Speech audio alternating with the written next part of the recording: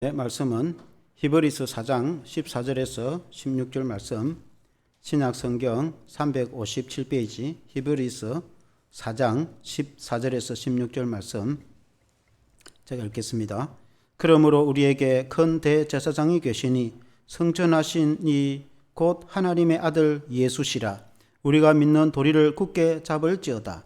우리에게 있는 대제사장은 우리의 연약함을 동정하지 못하실 리가 아니요 모든 일에 우리와 똑같이 시험을 받으신 이로되 죄는 없으시니라. 그러므로 우리는 긍휼하심을 받고 때를 따라 돕는 은혜를 얻기 위하여 은혜의 보좌 앞에 담대히 나아갈 것이니라. 아멘. 대제사장이신 예수라는 제목으로 말씀을 드리겠습니다.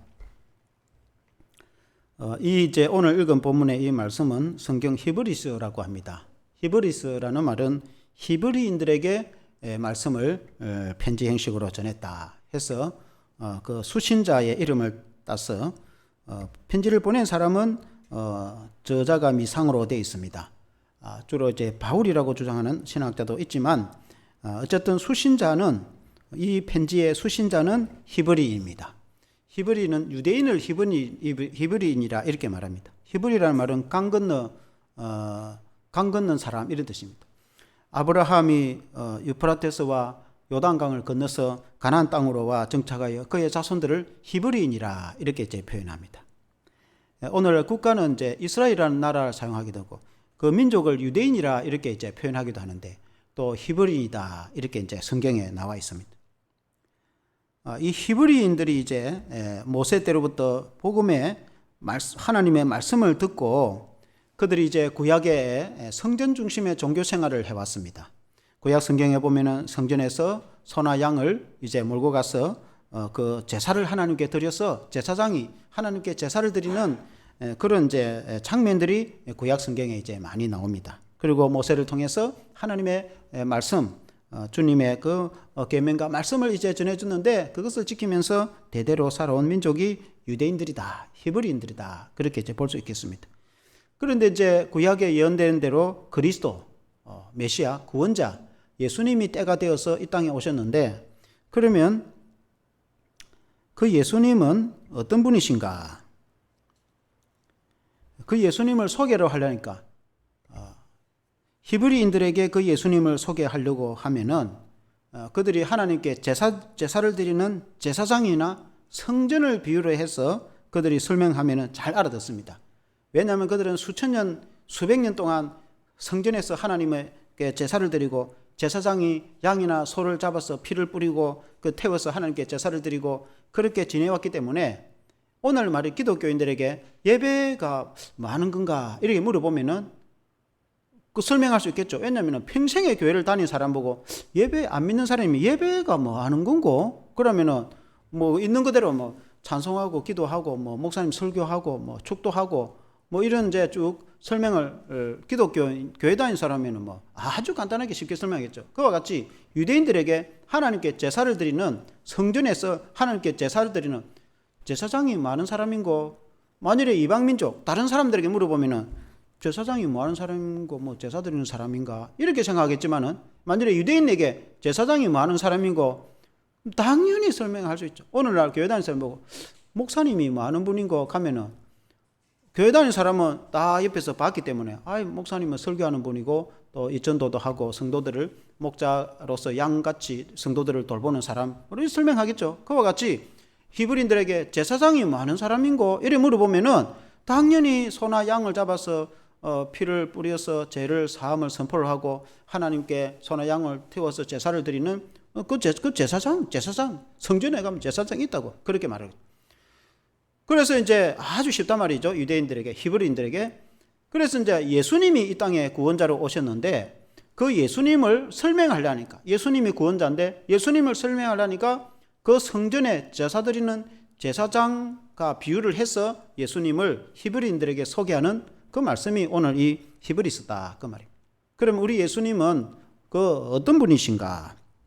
첫째는 십자가의 제물을 드린 제사장이다. 그렇게 이제 성경에 말씀하고 있습니다. 14절에 보니까 오늘 읽은 그 14절 보니까 그러므로 우리에게 큰 대제사장이 계시니 성천하신 이 곧 하나님의 아들 예수시라. 우리가 믿는 도리를 굳게 잡을지어다. 그렇게 말씀했습니다. 우리 예수님이 큰 대제사장이 되신다. 이스라엘 백성들 가운데 제사장이 많이 있었습니다. 많은 여러 제사장, 레위 지파 가운데 아론의 후손이 다 제사장입니다. 제사장 중에서 또 최고의 책임 제사장, 전국에서 최고 우두머리 제사장을 대제사장이라고. 우리 같으면 총회장이 있듯이 대제사장이. 예수님은 그보다도 더한 큰 대제사장이다. 이렇게 예수님을 큰 대제사장이, 제사장보다도 더한 대제사장이다. 그렇게 설명했는데 왜 그렇게 설명을 했는가? 구약의 이제 제사장을 우리가 성경에 한 번 더 보면은 제사장이 뭐 하는 사람인가? 하나님의 성전에 있는 가운을, 이 가운이 이제 아주 이렇게 이제 12보석을 이제 가슴에 달고 이스라엘 12지파를 대표하고, 그리고 이제 흰 가운을 입고, 그리고 간이 굉장히 아주 영광스럽고 제사장 옷이 굉장히 화려합니다. 그 옷을 입고 하나님의 성전에서, 교회 시대가 되기 전에 구약의 하나님의 성전에서 제사를 드린 사람이죠. 어떤 백성이 하나님께 이제 제물을 가지고 간다. 제물을 가져면은 부자들은 송아지를 한 마리 끌고 갈 수 있고, 그리고 좀 기본이 되는 사람은 양을, 그리고 이제 가난한 사람은 이 새를 이제 이렇게 가서 하나님께 드린단 말입니다. 그런데 이제 뭐 새는 이제 이렇게 뭐 값이 우리 같으면 몇천 원밖에 안 하죠. 2,000원, 3,000원 정도는 이렇게 우리가 헌금을 드려도 드릴 수 있죠. 그러나 부자는 또 뭐 많이 할 수도 있고, 그건 형편에 따라서 하는 거지. 만일에 양을 몰고 왔다. 그러면 양을 이제 죽이는 거예요. 제사를 드리되니까. 죽이면은 이 피가 흐를 거 아닙니까? 그 피를 이제 제단에다가 이렇게 뿌린단 말입니다. 그 피가 죄를 씻는 거예요. 그럼 제사장이 그 사람의 죄를 사함을 선포를 하는 거예요. 하나님이 당신의 그 제물을 몰고 온 그 사람, 당신의 죄를 하나님이 사하셨습니다. 그 죄를 용서받았다고 선포하는 사람이 제사장이에요. 이제 피를 이제 다 쏟아내고 양풍에 바다가 뿌리고, 그리고는 이제 그 제물을 완전히 죽이는 거예요. 소든 양이든 완전히 죽여가지고 껍질을 벗기고 이제 각을 뜨는 거예요. 제물로 하나님께 드려야 되니까. 살아있는 채로 드릴 수 없는 거 아닙니까? 그럼 죽이면은 완전히 목을 자르고 팔다리를 다 정강이를 잘라가지고, 그리고 이제 배로 갈라서 내장을 다 끄집어내고, 그리고는 이제 이런 제단이 있단 말입니다. 제단에 거기다가 이 동으로 만든 큰 제단이 있죠. 밑에는 불을 떼우죠. 그 위에는 나무를 크게 펼치고, 그 위에 이제 양이나 염소나 송아지를 올려놓고, 번제 같으면은 태워서 불로 하나님께 완전히 태워가지고 하나님께 제사를 드립니다. 그 하나님께서 그 제사를 받으시고 또 하나님이 백성들에게 복을 주신다. 그 하는 구약의 제사 아닙니까? 그렇게 제사장들이 구약 시대에 제사를 드렸다고 하면은 우리 예수님은 염소나 송아지 필요하지 않고, 히브리서 9장 12절에 보면은 9장 12절에 염소와 송아지의 피로 하지 않고 오직 자기의 피로 영원한 속죄를 이루사 단번에 성소에 들어가셨느니라. 구약시대의 사람들이 양이나 염소나 송아지의 피를 뿌리가 죄를 사하고 하나님께 제사를 드렸다고 한다면은 우리 예수님은 자기 피로, 예수님 자신의 피, 우리 예수님이 십자가에 달려서 자신의 피를 다 쏟아줬단 말입니다. 그 피를 다 흘리셔가지고 그 피가 우리 죄를 다 용서해 주시는 거예요. 그래서 우리가 예수님을 믿으면은 그 예수님의 피 때문에 우리 죄가 다 용서를 받는 거죠. 우리 예수님이 십자가에서 그 피를 다 쏟아줬단 말입니다. 그래서 예수님의 피는 하나님의 약속인 겁니다. 누구든지 예수님을 믿으면 주님의 그 피로 우리 죄가 깨끗하게 되어진다고 하나님이 약속을 했단 말입니다. 그래서 피 흘림이 없으면 제사함이 없다고 히브리서 9장 22절에 말씀하고 있습니다. 율법을 따라 그의 모든 물건이 피로서 정결하게 되나니 피 흘림이 없은즉 사함이 없다. 우리의 죄가 깨끗하게 되려면은 그 피가 우리의 죄를 씻어준다. 구약의 양이나 소를 잡아서 그 피로 죄를 씻듯이 우리 인간의 그 많은 죄, 우리 속에 있는 그 모든 죄, 우리가 알게 모르게 지은 그 모든 많은 죄를 다 용서받으려고 하면은, 사함을 받으려고 하면은 그 구약시대는 송아지나 염소의 양의 피로 씻다고 한다면은 신약시대에 예수님 오셔서 자신의 피로, 예수님의 피로 우리 죄를 다 씻어주셨다. 그 제사장은 제사장인데 구약의 제사장과 신약의 제사장은 차이가 있죠. 히브리서 9장 13절 14절에 보면은 13절 14절에 보면은 염소와 황소의 피와 및 암소아지의 죄를 부정한 자에게 뿌려 그 육체를 정결하게 하여 거룩하게 하거든 하물며 영원하신 성령으로 말미암아 흠 없는 자기를 하나님께 드린 그리스도의 피가 어찌 너의 양심을 죽은 행실에서 깨끗하게 하고 살아계신 하나님을 섬기게 하지 못하겠느냐. 구약의 양이나 염소의 송아지 피도 우리 인간의 죄를 용서하거든 하물며 하나님의 아들이신 예수님이 자신의 피를 다 쏟아주어서 그 예수님의 피가 우리 죄를 깨끗하게 하지 못하겠느냐. 충분히 우리를 깨끗하게 하고 거룩하신 하나님의 자녀로 우리를 삼게 하신다. 우리 예수님은 아무 죄도 없으시고 흠도 없으신 분이시지만은 우리 예수님이 우리를 대신해서 십자가에 죽으셔서 그 송아지의 피나 양의 피가 아닌 자신의 그 보혈로 우리를 깨끗하게 해주시니 얼마나 귀한 제사장이 되십니까? 그래서 우리 예수님은 자신의 몸을 또 제물로, 구약시대는 그 송아지나 양을 태워서 그 제물로 하나님께 드려서 하나님이 제사를 받으신다고 하면은 신약시대에 우리 예수님이 자신이 십자가에 달려서 완전히 죽음으로 자신의 몸을 제물로 하나님 아버지께 드림으로 그 십자가의 제물로 하나님께 우리를 대신해서 드림으로 제사를 완성을 했다. 우리 예수님이 제사를 완전히 이루어진 거예요. 그래서 우리가 다시는 또 소나 양을 잡아서 제사를 드릴 필요가 없는 거예요. 왜냐하면 예수님이 십자가의 제사를 완성을 했기 때문에 그렇습니다. 우리 예수님은 십자가에 달리실 때 아주 비참하고 처절하게 머리에 가시 면류관을 쓰시고 그리고는 등에 채찍을 맞으시고 그 피와 땀과 물을 쏟으시면서 무거운 십자가를 지시고 골고다 언덕에 오르셔서 십자가에 매달려 죽으셨는데 그와 같이 고통을 받으셨기 때문에 고난 가운데 있는 우리 인간의 심정을 다 이해를 하신다. 그렇게 말씀했습니다. 히브리서 4장 15절에 보면 히브리서 4장 15절에 우리에게 있는 대제사장 예수님이죠. 예수님은 우리의 연약함을 동정하지 못하실 리가 아니요 모든 일에 우리와 똑같이 시험을 받으신 이로되 죄는 없으시니라. 우리 예수님은 죄는 없으십니다. 그러나 우리 예수님이 시험을 받아서 그 무거운 십자가를 지고 가셔서 고난을 받으셨어요. 그래서 우리 인간이 고난받고 고통받고 슬픔과 그 우리 인간의 많은 그 무거운 걱정과 염려와 그런 것을 우리 주님이 다 이해를 하십니다. 우리가 무거운 그 힘든 인생에 그런 우리가 짐을 지고 갈 때 우리 예수님이 우리를 충분히 이해를 하신 이유는 주님이 그 십자가에 달리시고 주님이 머리에 가시 멜루관을 쓰시고 주님이 등에 채찍을 맞으셔서 친히 고통받고 고난받고 시험을 다 받았기 때문에 우리의 고통과 우리의 염려와 우리의 걱정과 인생의 무거운 짐을 우리 주님이 다 아신다. 그래서 우리 주님께 그 모든 염려와 걱정을 내려놓으면은 우리 주님이 우리를 크게 위로해 주시고 회복시켜 주실 줄로 믿습니다. 그래서 우리가 신구약 성경을 자세히 보면은 이 구약 성경은 신약의 예수님 메시아가 오기까지 이렇게 준비된 것이 구약 성경입니다. 그래서 구약 성경은 그림자라고 이렇게 표현합니다. 실체는 예수님이 오셔서 우리에게 구원을 베풀어 주시는 이것이 실체인 것입니다. 그래서 신약 시대가 되어서 예수님이 실체, 예수님 자신이 직접 오셨다 그 말 아닙니까? 그래서 우리 예수님이 드리는 제사는 완전한 제사고 영광스러운 제사입니다. 그래서 인간의 그 제사와는 비교할 수 없는 그런 존귀한 영광스러운 제사이며 대제사장이 되시는 분이 우리 예수님이시다. 그런데 그 예수님은 단번에 제사를 드려서 완성을 시켰다고 히브리서 10장 10절에 말씀하고 있습니다. 히브리서 10장 10절에 보면은 한번 같이 한번 읽어보겠습니다. 히브리서 10장 10절 시작.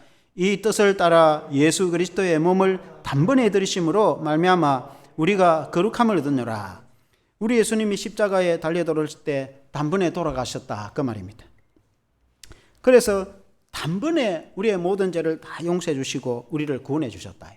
만일에 우리 예수님이 그 십자가를 통해서 우리의 모든 죄를 용서해 주지 못하고 우리를 구원해 주지 못하면은 우리 예수님이 또 죽어야 된다 이 말이에요. 예수님이 오시가 또 죽고 오시가 또 죽고 해야 되지만 지구의 인류 역사상 다시는 그런 일이 없어요. 왜냐하면 예수님이 한 번 제사를 드림으로 완전히 완성을 시켰기 때문에 그렇습니다. 구약 성경에 보면은 그런 성경 말씀이 나옵니다. 구약에 대속죄일이라고 있습니다. 대속죄일은 7월 10일을 달력으로 7월 10일을 대속죄일이라 이렇게 표현합니다. 왜냐하면은 이스라엘 백성들에게는 달력이 두 가지가 있는데 하나는 종교력이 있고 하나는 민간력이 있어요. 종교력은 1월 달이 니산월인데 양력으로 하면 3월 달 중입니다. 이스라엘 백성들이 출애굽 해가지고 해방돼 애굽에서 나온 그 니산월 그 달을 기준으로 해서 1월 달이 되는데 그건 종교력입니다. 근데 민간력은 농사 짓는 것을 기점으로 해서 만든 6개월간 차이가 있습니다. 그래서 7월 1일부터 새해가 됩니다. 우리 양력으로 하면 한 10월이나 11일쯤 되는데 그걸 새해라고 합니다. 그래서 이제 민간력으로 새해가 되면은 이제 지난 1년 것을 다 청산을 하고 새 출발을 해야 되잖아요. 새해. 그래서 7월 10일 날 새 출발을 하는 그 달에 그 지난 1년 동안의 지은 죄를 다 청산을 하고 다 용서를 받고 새해를 힘차게 깨끗하게 출발하는 그것을 7월 10일 대속죄이다. 속죄라는 것은 용서를 받는다. 대속죄. 그때는 이제 소나 양이나 그리고 이제 비둘기를 잡아서 하나님께 제사를 드려 가지고 그 피로 제사함을 받아 가지고 이스라엘 모든 백성들은 하나님께 제사를 드리는데 그 죄 용서를 받는 겁니다. 그래서 그 7월 10일만 되면은 계속 그렇게 해야 됩니다. 반복적으로 한 해 동안 지은 죄를 다 용서받아야 됩니다. 그래서 7월 10일 날 소나 양을 잡아갖고 제사를 드리고 피를 뿌리고 죄를 사함을 받고 용서를 받고 1년 동안 지은 죄를 다 용서받고 새해에 우리가 이제 1월 달 출발하듯이 새 마음으로 출발합니다. 그리고 1년 지나면은 1년 동안 지은 죄를 또 용서받고 또 제사를 드리고 또 이제 새롭게 출발하고 반복해서 그렇게 합니다. 그러나 우리 예수님의 십자가는 그렇지 않습니다.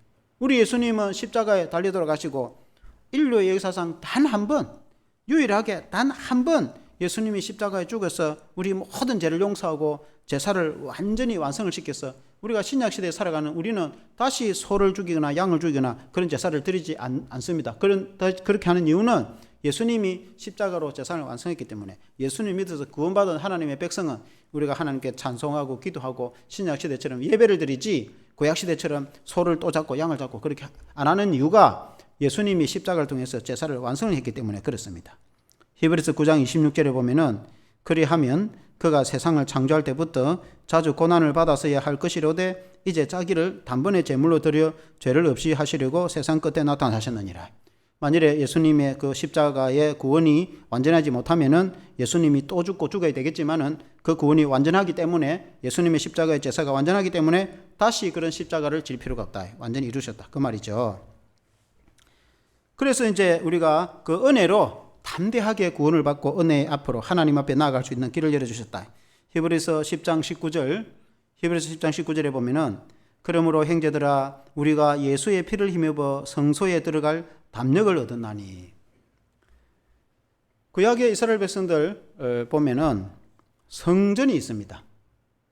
그래서 오늘 우리 보고 교회가 어떤 데인고 이런 물어보면은 기독교는 당연히 있습니다. 교회 가면은 성도들이 모이고 또 이렇게 앞에 재단이 간단히 있어갖고 목사님 설교도 하고 찬송도 하고 또 자리가 있어가지고 회중들이 예배를 드린다. 평생 그걸 보고 살아왔으니까 그렇게 설명하겠죠. 그와 같이 이스라엘 백성들에게 성전이 어떤 데고 하면 성전이 어떤 데 다 아는 거예요. 성전은 이렇게 예루살렘에 솔로몬이 지은 성전이 큰 성전이 있어요. 학교 건물만한 그런 성전이 있어요. 그러면 성전에 이제 들어가면은 이제 마당이 큰 마당에 성전 뜰이라고 합니다. 큰 마당에 제단이 있는 겁니다. 큰 제단이 있어갖고 거기에 이제 송아지 양을 태워서 제물로 드리는 그 제단이 있고, 그는 이제 마당에 있겠죠. 그리고 건물 안에 들어가면은 성소가 있습니다. 이제 홀처럼. 그리고는 이제 중간에 큰 막이 있고 그 안을 더 들어가면 지성소라는 데가 있어요. 지성소는 이 언약궤, 모세의 십계명이 들어있는 언약궤 짝이 있고, 지성소에는 이 거룩한 성소라 해서 지성소, 그 하나님이 임재하는 곳이죠. 그래서 이제 그 성전 안에는 향을 하나님께 항상 드리도록 이제 향을 피우는 향단이 있고, 또 한쪽에는 등불을 켜갖고 항상 불을 켜두는 등대가 있고, 또 한쪽에는 떡을 하나님께 드리는 진설병 단이 있어요. 이 세 가지는 성전에 항상 있습니다. 그 성전 안에는 원래는 제사장이 들어갑니다. 일반 성도들은 그 성전 안에 안 들어가고 우리처럼 이렇게 안에 들어와서 예배드리는 게 아니라 일반 성도들은 성전 뜰에서 소나 양을 가지고 하나님께 제물로 제사 드리고 그냥 돌아갑니다. 그러나 이제 제사장이 성전 안에 들어와 가지고 향을 피우고 등불을 켜고 진설된 떡을 하나님께 드리고 그렇게 하는 것이 성전인데, 그 성전 성전이 있고 성전 지성소 사이에는 큰 막이 있어갖고 10cm 이상의 두꺼운 천으로 돼가지고 아주 두꺼운 막이 있어요. 히브리서 10장 20절에 이렇게 말씀합니다.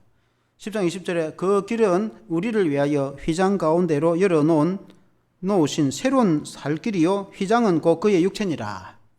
이 휘장이 있는데 그 안에는 지성소 있죠. 지성소는 가장 거룩한 곳이고 하나님이 임재하는 곳이다 해서 지성소입니다. 대제사장이 1년에 한 번 들어갑니다.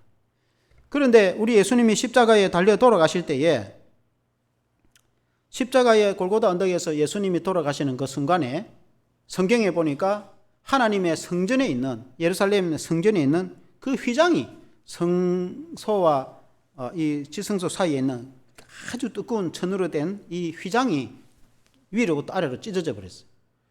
그러니까 그 휘장 안으로는 원래는 대제사장 아무 제사장도 못 들어가고 전국의 수많은 제사장이 또 아무도 못 들어가고 최고 이제 책임자 우두머리인 대제사장이 그것도 1년에 단 한 번 그 지성소로 들어갈 수 있는데 그런데 예수님이 십자가에 달려 돌아가실 때 그 휘장이 찢어져서 문이 확 열렸어요. 누구든지 들어가게 되었다 그 말입니다. 그는 예수님이 십자가에 달리실 때에 자신의 몸을 깨뜨려서 십자가에 못 박혀서 죽으심으로 예수님이 자신의 몸을 깨뜨려서 그 지성소로 들어가는 문을 열어버렸다. 신학적으로 해석을 하자면. 그래서 우리 예수님이 그 길을 열어주셨다. 우리 인간이 죄가 있어서 하나님께로 갈 수 없는 그런 이 담이 막이 쌓여 있는데 우리 예수님이 십자가에 달려 돌아가실 때 그 담을 허물어 버려서 예수 안에서 예수님을 통해서 우리가 하나님 앞으로 구원의 안으로 들어갈 수 있게 되었다. 예수님이 문을 열어주셨다. 우리 예수님이 제사장으로서 그런 역할을 하셨다 그 말입니다. 구약의 제사장들은 그렇게 하지 못했죠. 그들은 소나 양을 잡아서 제사는 드리기는 하였으나 그러나 우리 예수님처럼 십자가에 달려서 구원을 주지는 못했죠. 그러나 진정한 대제사장이 되시는 우리 예수님은 자신의 몸을 십자가에 깨뜨려서 누구든지 제사장뿐만 아니라 오늘 같으면 목사님이나 그런 사람들뿐만 아니라 누구든지 예수님을 믿기만 하면 예수 안에서 우리는 하나님께로 우리가 구원으로 천국으로 누구든지 들어갈 수가 있게 길을 열어주셨다. 우리 예수님은 참 좋으신 대제사장이신 줄 믿습니다. 예수님을 잘 믿는 저와 여러분 되시기를 주 이름으로 축원합니다. 두 번째는 우리 예수님은 멜기세덱의 반차를 따른 제사장이다. 그렇게 말씀했습니다. 멜기세덱의 반차를 따른 제사장이다. 우리 예수님은 멜기세덱의 후손과 같다. 이스라엘 백성들에 있어서 성경을 보면은 제사장은 레위 지파의 자손만 제사장이 될 수 있습니다. 좀 비유를 하자면은 오늘날은 목사가 되려면은 신학대학원 갔다 와서 그리고 이제 강도사 거치고 또 목사 고시 시험을 쳐서 합격을 해서 이제 목사 안수를 받으면은 목사가 되죠. 그러나 구약에는 이스라엘의 12지파 중에 레위 지파가 있는데 그 레위 지파 자손 아들, 그 아들이 제사장이 되고 그 아들이 제사장이고 대대로 그렇게 됩니다. 그 레위 지파가 아닌 사람이 절대로 제사장이 될 수 없어요. 이제 레위 지파는 하나님의 성전에서 이제 청소를 하거나 관리를 하거나 또 하나님의 성경을 필사하고 백성들에게 말씀을 가르치는 영적인 일을 합니다. 다른 일을 안 하고 군대도 안 가고. 그런데 그 레위 지파 중에서 모세의 형 아론의 자손이 제사장이 됩니다. 그러니까 아론의 혈통이 아닌데 제사장이 될 수는 아무도 없어요. 그런데 우리 예수님은 아론의 자손이 아닙니다. 우리가 마태복음 1장 1절에 보면은 아브라함과 다윗의 자손 예수 그리스도의 계보라 이렇게 하잖아요. 이 계보라는 말 족보란 말이거든요. 예수님은 원래는 하나님이시지만은 사람이 되어 오실 때에 아브라함과 다윗의 자손으로 오셨다. 그 예수님의 족보를 보면 이렇다. 그런 뜻입니다.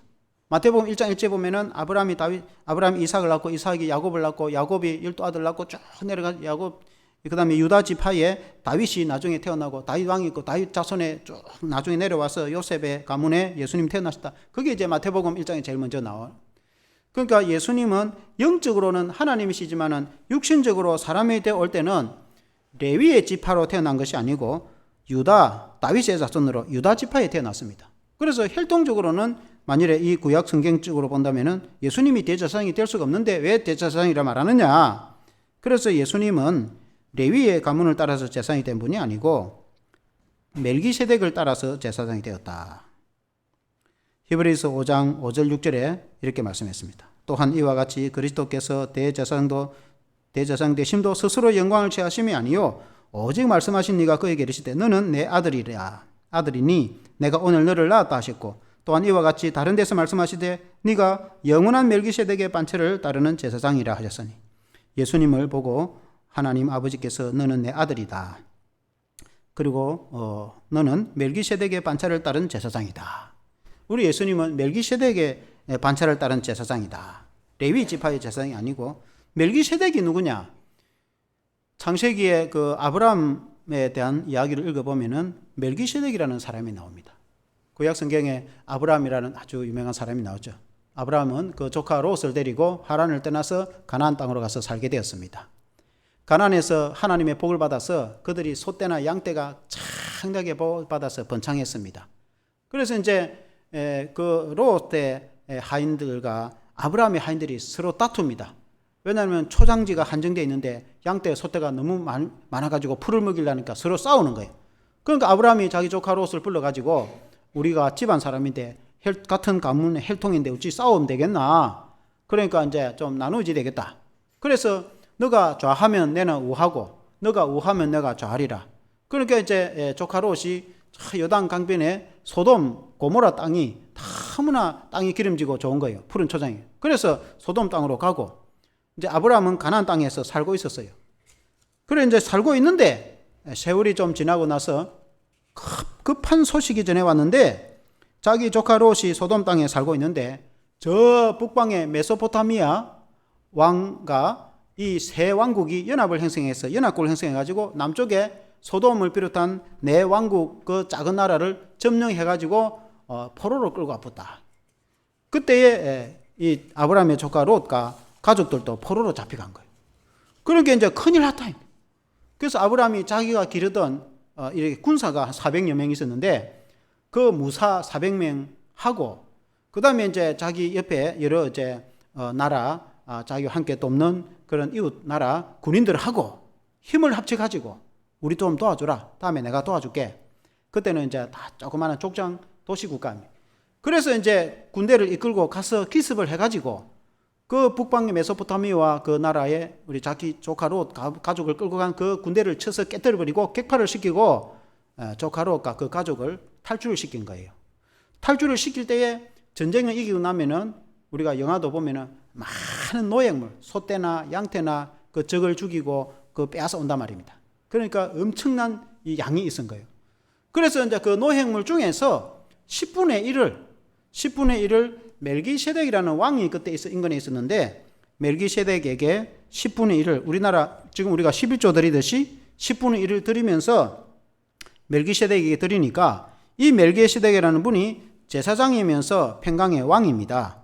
그리고는 이제 아브라함을 위해서 축복을 해주거든요.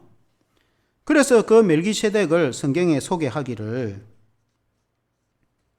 멜기세덱은 히브리서 7장 3절에 이렇게 한번 같이 읽어보겠습니다. 7장 3절 시작.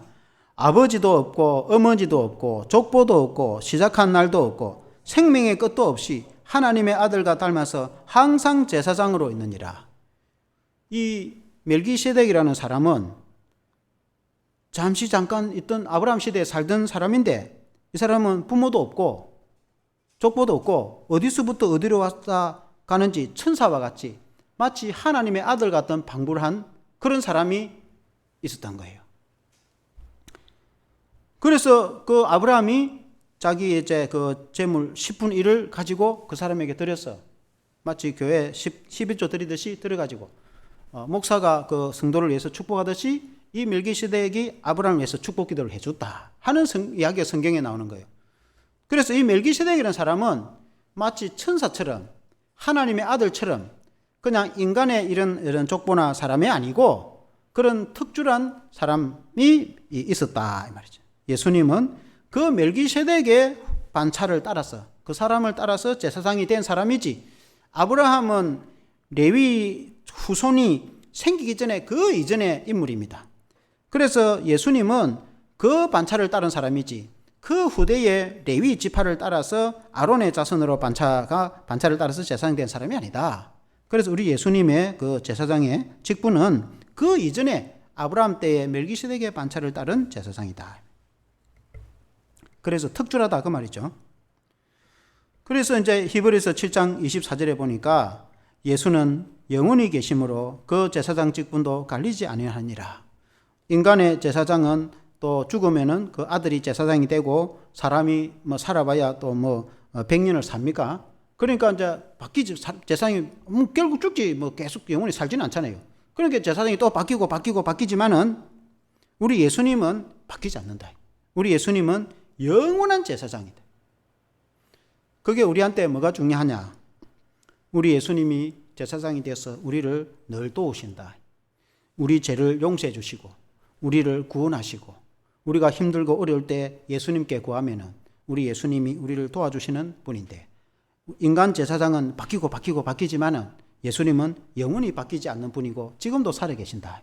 그래서 우리가 예수님께 나아가기만 하면은 우리가 죄도 용서받고 구원받고 은혜도 받고 도와주시기도 하고 다 한다. 그 말이다 이 말이.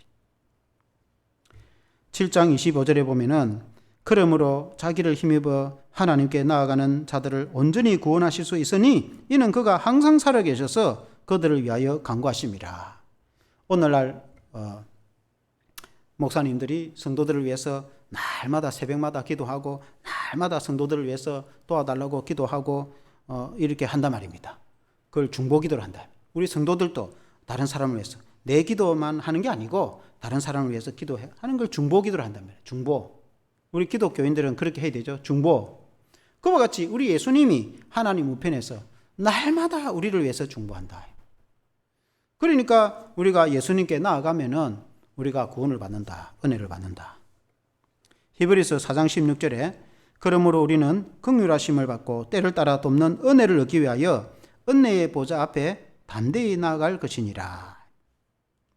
우리가 힘들고 지칠 때에 우리를 항상 도우시는 그 은혜로운 예수님, 정말 제사장이 되시고 우리를 도와주시는 분이 되시고 우리의 약한 것을 다 이해를 해주시는 그런 사랑이 많으신 좋으신 대제사장, 그리고 영원히 살아계시고 지금도 살아계시고 지금도 우리의 제사장이 되시는 그 예수님께 나가면은 누구든지 은혜 받고 우리가 연약하면 연약한 대로 우리에게 더 은혜를 주시고 우리가 힘들고 어려울 때에 우리가 주님께 구하면은 주님이 우리에게 은혜를 베풀어 주시고 우리가 죄가 있을 때 죄도 용서해 주시고 우리가 부족할 때 우리에게 힘을 다해 주셔서 우리를 강하게 하시고 우리에게 믿음을 다해 주시고 우리에게 은혜와 사랑을 주시고 그 놀라우신 하나님의 사랑을 우리에게 전해 주시는 그분이 예수님이시다. 오늘날 목회자가 성도를 돌보고 말씀으로 가르치고 위해서 중보기도 하고 이렇게 양을 목자가 돌보듯이 우리 예수님이 우리를 위해서 그렇게 돌보고 우리를 지키시고 우리를 위해서 중보하신다. 그래서 은혜 얻으려고 하면은, 힘을 얻으려고 하면은, 구원을 얻으려고 하면은, 우리 죄가 용서받으려고 하면, 우리가 복을 받으려고 하면은 우리의 진정한 지금도 살아계시는 대제사장이 되시는 예수님께로 나가기만 하면 누구든지 은혜 받는다. 아멘. 결론적으로 우리 예수님은 하나님의 우편에 계신 중보자가 되신다. 히브리서 10장 12절 13절에 보면은 오직 그리스도는 죄를 위하여 한 영원한 제사를 드리시고 하나님 우편에 앉으사 그 후에 자기 원수들을 자기 발등상이 되게 하실 때까지 기다리시나니 하나님 우편에 계신다. 이 말은 권능과 능력이 하나님과 같이 되셨다는 의미도 되고 하나님 우편에 계신다는 것은 우리를 위해서 중보하신다는 의미도 되고 그래서 우리 예수님은 우리의 영원한 대제사장이시며 능력의 대제사장이시다. 우리가 죄인된 우리 인간이 하나님 아버지께 바로 나갈 수 없을 때 우리가 예수님께 나가면은 우리 예수님은 우리의 모든 죄도 용서해 주시고 전능하시고 큰 능이 많으시고 인자와 자비가 풍성하시며 우리의 모든 기도를 들어주시는 우리 예수님이 기다리고 계시니까 우리가 예수님께 나가면은 우리 예수님이 우리의 모든 기도를 들어주시고 우리의 죄를 용서해 주시고 우리를 구원하셔서 사단 마귀를 물리치고 우리가 하나님 앞에 온전한 구원을 얻도록 우리 주님이 오늘도 우리를 위해서 중보하신다. 그래서 주님께 나아가는, 그래서 은혜 받는, 구원받고 은혜 받는 저와 여러분 되시기를 주의 이름으로 축원합니다. 한번 기도하겠습니다. 하나님 아버지, 우리 예수님은 진정한 대제사장이 되신다고 말씀했습니다. 우리 예수님은 지금도 살아계셔서 하나님 우편에서 우리를 위해서 중보하신다고 말씀하고 있습니다. 우리 주님은 권능의 하나님이시며 능력이 많으신 주님이시며 충분히 우리를 구원하실 수 있는 분이십니다. 우리 주님이 사람이 되어 오셔서 자신의 몸을 철저히 깨뜨리시고 또 자신의 피를 다 쏟아주심으로 우리 모든 죄를 용서해 주시고 우리를 하나님의 자녀로 구원해 주시니 얼마나 감사한지, 우리 주님이 자신의 몸을 깨뜨려서 성전 휘장에 그 길을 열어서 1년에 대제사장이 한 번밖에 들어갈 수 없는 그 하나님이 계신 지성소로 들어간 것처럼 우리가 예수 안에서는 누구든지 하나님께로 나아갈 수 있으며 죄인된 우리라도, 죄인된 인간이라도 예수 그리스도를 통해서는 죄를 용서받고 하나님, 거룩하신 하나님께로 나아갈 수 있는 길을 열어주시고 참 길이 되시는 우리 예수님 참으로 감사를 드립니다. 우리가 주님께 나아가기를 원합니다. 우리 주님이 지금도 하나님 우편에 계셔서 우리의 기도를 다 듣고 계시며 지금도 살아계시며 우리가 예수님께 나아가기만 하면 우리 주님은 우리를 받아주셔서 우리의 은혜 가운데로 인도하시고 우리를 강건하게 하시고 우리에게 구원을 주실 뿐만 아니라 우리에게 복을 주시는 주님이신 줄로 믿습니다. 우리가 그 주님께 나아가는 믿음의 성도들이 다 되게 하여 주시옵소서. 예수님 이름으로 기도합니다. 아멘.